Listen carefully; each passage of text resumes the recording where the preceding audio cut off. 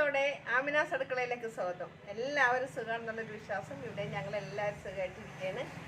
അപ്പോൾ ഇന്ന് ഞാൻ നിങ്ങളുടെ മുന്നിൽ കൊണ്ടുവരുന്ന ഒരു റെസിപ്പി നല്ല ഒരു മത്തി കറിയാണ്. മത്തി മുളകിട്ടത് അതെങ്ങനെയാണെന്നുള്ളത് നല്ല അടിപൊളി മത്തിയാണ് കേട്ടോ. അപ്പോൾ അത് കണ്ടപ്പോൾ ഞാൻ വാങ്ങിയതാണ്.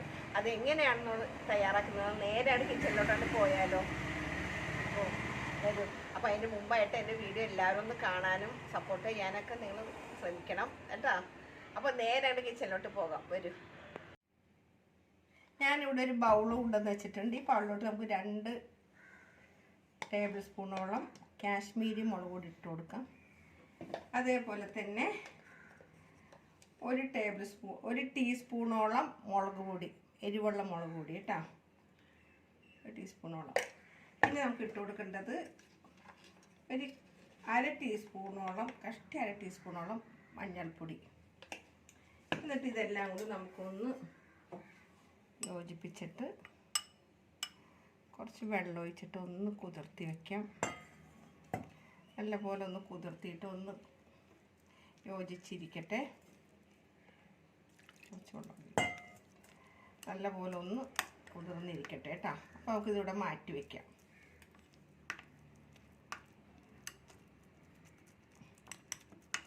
ഇവിടെ മാറ്റി വയ്ക്കാം. അപ്പോൾ ഞാനിവിടെ ഒരു ചട്ടി വെച്ചിട്ടുണ്ട്. നമുക്കൊന്ന് ഗ്യാസൊക്കെ ഒന്ന് കത്തിക്കാം. ചട്ടി ഒന്ന് ചൂടായിട്ട് വരട്ടെ. ഇതിലോട്ട് നമ്മൾക്ക് ചട്ടി ചൂടായിട്ട് വരുമ്പോൾ നമുക്ക് കുറച്ച് വെളിച്ചെണ്ണ കൂടെ ഒഴിച്ചു കൊടുക്കാം. ഒക്കെ തിരിഞ്ഞിട്ടായിരിക്കണം. കുറച്ച് വെളിച്ചെണ്ണ ഒഴിച്ചു കൊടുക്കാം.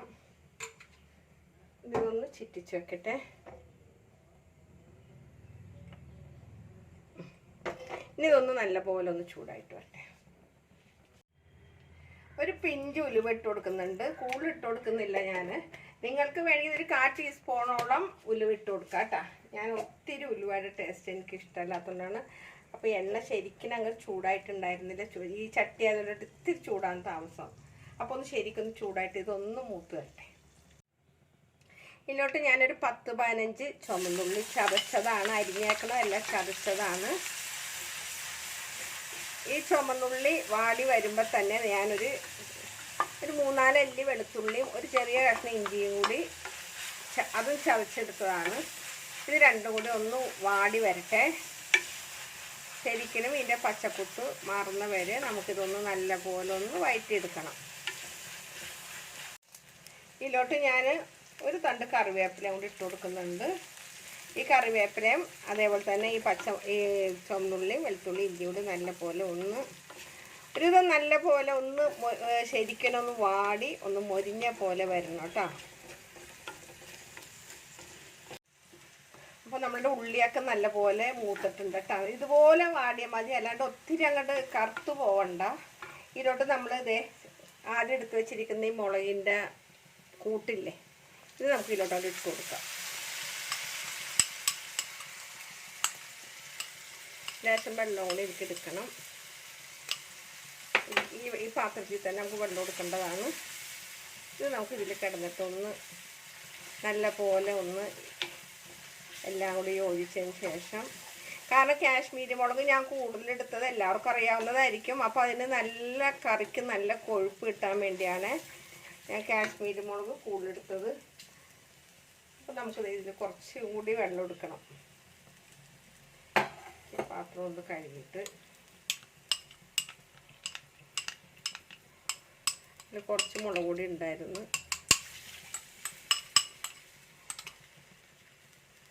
ഇതിൽ കിടന്ന് ശരിക്കും ഒന്ന് അരപ്പ് നല്ല പോലെ ഒന്ന് മൂത്ത് വരണം. നല്ലപോലെ മൂത്ത് വന്നിട്ട് ഇതിൽ എണ്ണ ശരിക്കും തെളിഞ്ഞിട്ട് വേണം നമ്മൾക്ക് ബാക്കി കാര്യങ്ങളൊക്കെ ചെയ്യാനായിട്ട്. അപ്പോൾ ഒന്ന് നല്ലപോലെ ഇതിൽ കിടന്നിട്ട് ഒന്ന് വന്ന് ഇതൊന്ന് എണ്ണ തെളിയട്ടെ കേട്ടോ. അപ്പോൾ നമ്മൾക്ക് ഇത് കണ്ടില്ലേ, നല്ല പോലെ എണ്ണയൊക്കെ തെളിഞ്ഞ് വന്നിട്ടുണ്ട് കേട്ടോ. ഇതിലോട്ട് ഞാൻ കുറച്ച് കുടപ്പുളി വെള്ളത്തിലിട്ട് വെച്ചതാണ്. ഇത് കഴുകി വൃത്തിയാക്കിയിട്ട് ഈ കുടപ്പുളി നമുക്ക് ഇതിലോട്ടാണ് ഇട്ട് കൊടുക്കാം. അത് നല്ലപോലെ ഇളക്കിയിട്ട് ബാക്കി വെള്ളവും കൂടി നമുക്ക് അവിടെ ഒഴിച്ചു കൊടുക്കണം.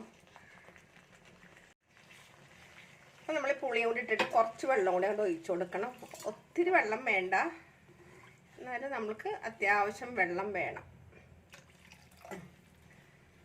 ഇനി നമുക്ക് ഇതിൽ പാകത്തിനുള്ള ഉപ്പൊക്കെ ഇട്ടിട്ട് ഉപ്പോട് ഇട്ട് കൊടുക്കുന്നുണ്ട്. ഇനിയിപ്പോൾ നമുക്കിതൊന്ന് അടച്ച് വെച്ചിട്ട് നല്ല പോലെ ഒന്ന് തിള വന്നിട്ട് വേണം ഇനി ബാക്കി കാര്യങ്ങൾ ചെയ്യാം. അപ്പോൾ നമുക്കിതൊന്ന് അടച്ച് വെക്കാം. അപ്പോൾ നമ്മളുടെ അരപ്പൂട നല്ല പോലെ തിളച്ചിട്ടുണ്ട്.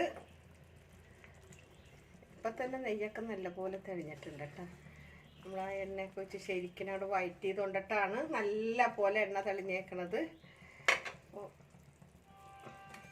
ഞാനിവിടെ ഇല്ലേ കുറച്ച് മത്തി എടുത്ത് വെച്ചിട്ടുണ്ട്. ഈ മത്തി നല്ല പോലെ നല്ല ഫ്രഷ് മത്തിയായിരുന്നു. ഈ മത്തി നമുക്ക് ഇരുട്ട് ഓരോന്നിട്ടാണ് ഇട്ട് കൊടുക്കാം.